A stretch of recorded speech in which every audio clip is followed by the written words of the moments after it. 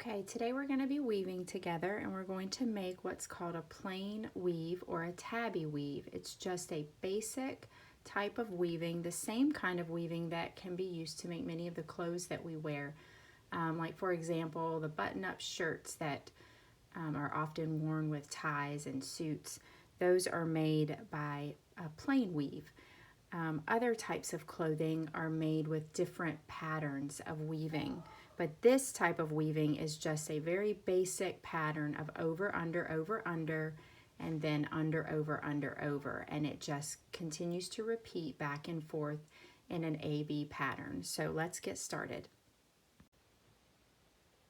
Okay guys, we are going to be making our own weaving, just like Glen May in The Goat in the Rug, but we are using paper. So we'll start by making our loom, and that's going to be made out of paper, and you can see here kind of what we're going to have when we're all done. But I want to show you how to get this made first. So you'll pick a piece of paper, and it could be as simple as copier paper, or it could be magazine papers or construction papers. Anything like that that you have that you can pretty easily cut through will be fine. The first thing that you want to do is fold this in half. We call it hamburger style, but you're basically folding short side to short side. And then if you have a ruler, that would be great. You can line it up right along the edge. I hope that you can see that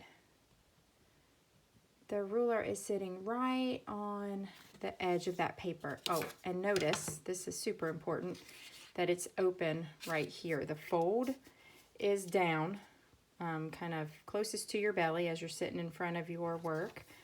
And the ruler is sitting right on the line that opens where you have, well, it's the part that opens, okay? So line it up. And I'm going to use a metallic Sharpie since I'm using black so that you guys can see it easily, or you could use a white crayon. And I'm going to draw a line here on the other side of my ruler so that I've created a space that is as wide as my ruler. And that's going to be my stop point when I begin cutting.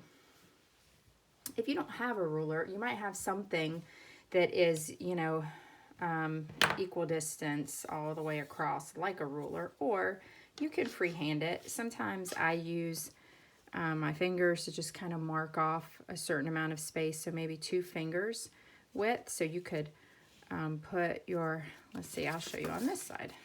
If you didn't have a ruler, again, I'm on the open side, you could put your fingers here, make a little mark, put them down here, 2 fingers, make a little mark, and then just do your best to make a straight line across. It doesn't have to be perfect. This is just a guideline for us.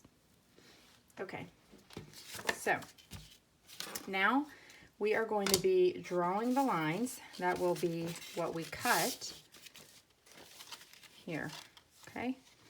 So I'm going to take my ruler again, lining it up with the edge of the paper this time, and so that line sits right on top of the ruler. And what I'm creating are the warp strands for my loom. So I draw a line, it's as wide as my ruler, and then I move it over, line it up, and draw it again.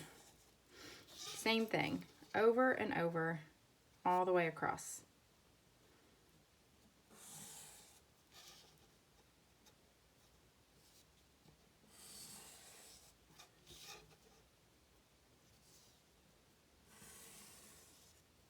Okay, and each time you'll see that these are pretty much equal distance.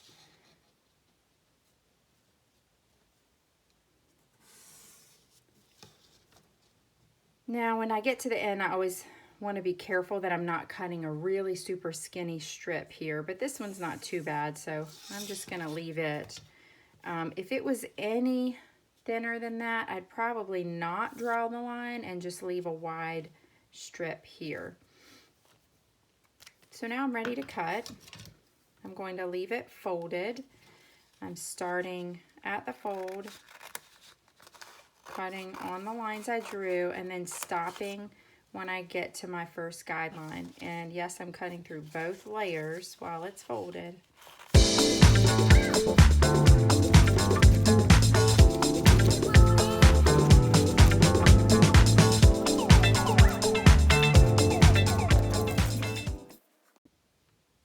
Okay, now that's done, and you can see these are my warp strands. These are the strands that I'll be going over, under, over, under.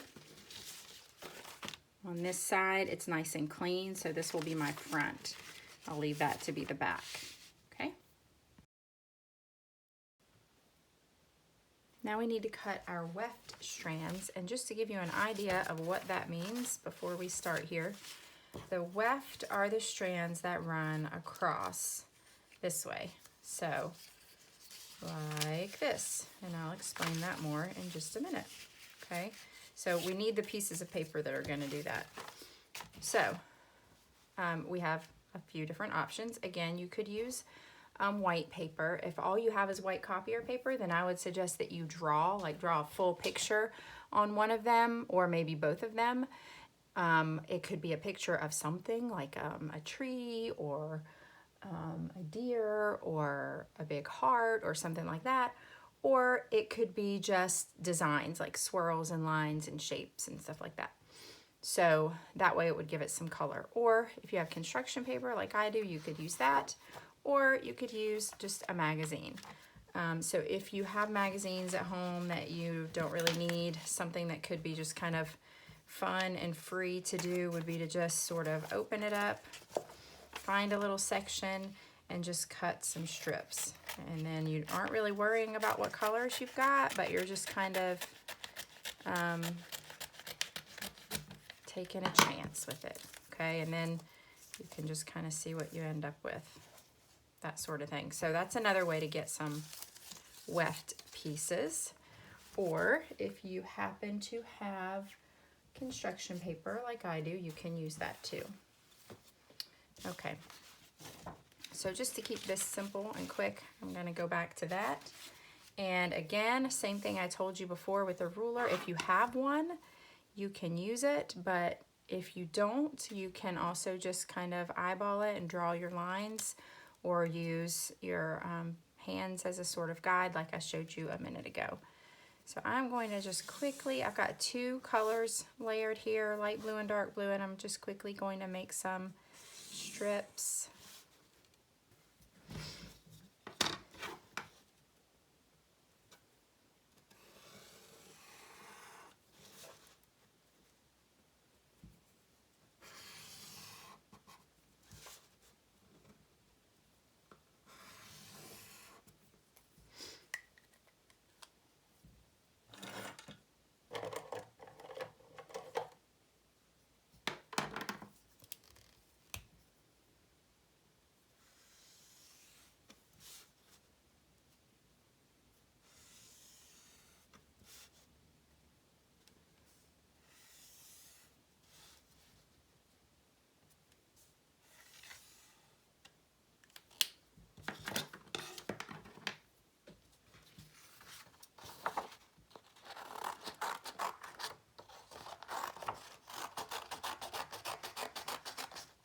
Now, one thing you want to make sure of is that you're cutting them wide enough that they're going to fit across your loom like this. So I already knew that these were the same width.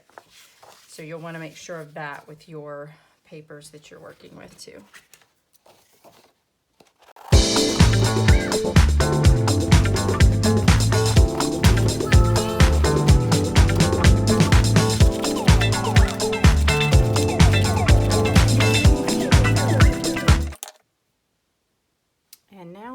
To weave. So like I said earlier, I flipped this over so that the front is my nice clean side, the back is the side that I drew on, and it doesn't matter which color I start with, but I've picked two colors, so I'm going to go with a pattern that's AB, AB.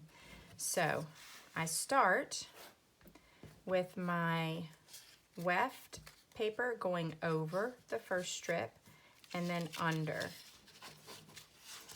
over, under, over, under, over, and under. Okay, now my next piece needs to do the opposite. This one started with over, so this one needs to start under and over, under, over, under, over, under, and over. And then I push it all the way down. So you might see that it's sort of starting to look like a checkerboard pattern, and it's definitely an A-B pattern, and it's going to continue that way. So this is going to be over, under, all the way up. And I'll just keep switching my papers back and forth. So over, under, over, under. Now I want to show you what happens if you don't do that.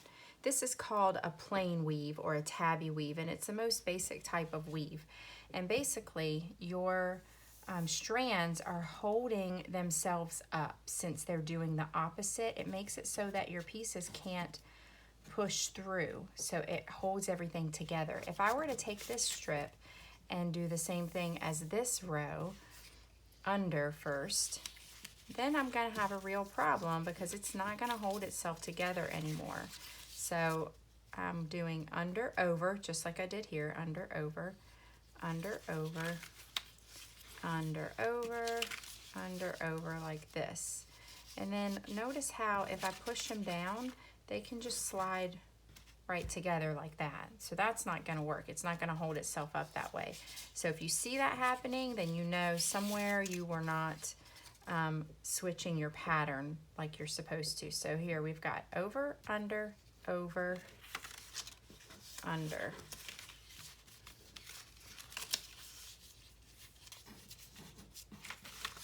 It can be tricky to kind of work your way in and out of those warp strands. You just have to work your fingers.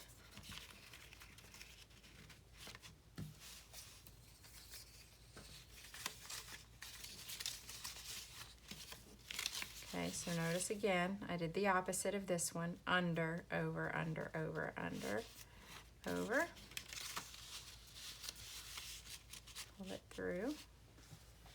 Okay, so I'm about halfway through now, and as I go, I want to make sure I keep pushing it down and keeping that all together really tight. Now I'm going to finish it out exactly like this, but I'm going to speed that up for you.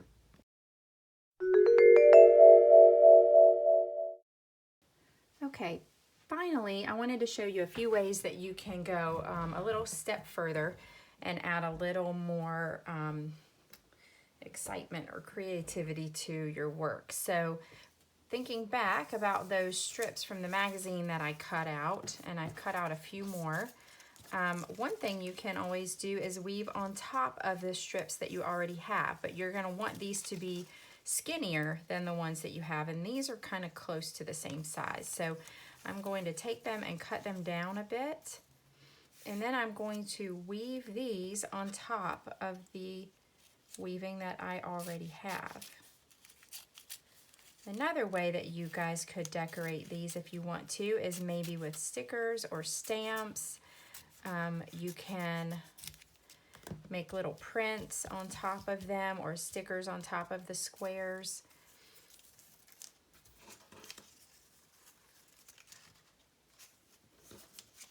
I think I'm going to leave these. Okay, so now I can just kind of have fun with it.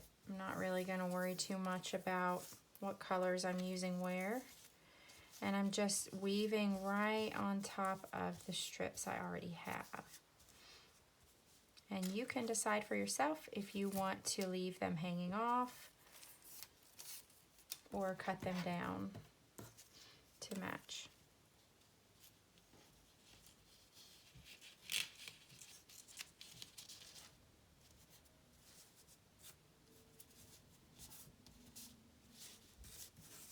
With these, sometimes you can kind of just slip them through because the work is really already done. The other strip will help to guide it through. Okay, so I'm going to speed that up so you can see how that looks when it's finished.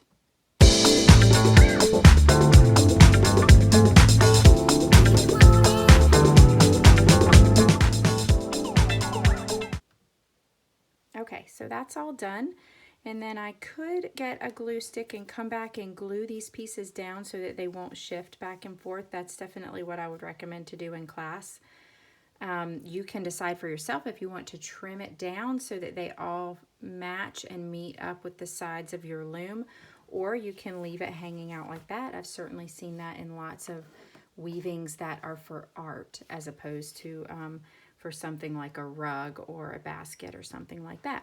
So keep in mind that weaving is a type of art that we can use to make things that are just art that we just look at and think about.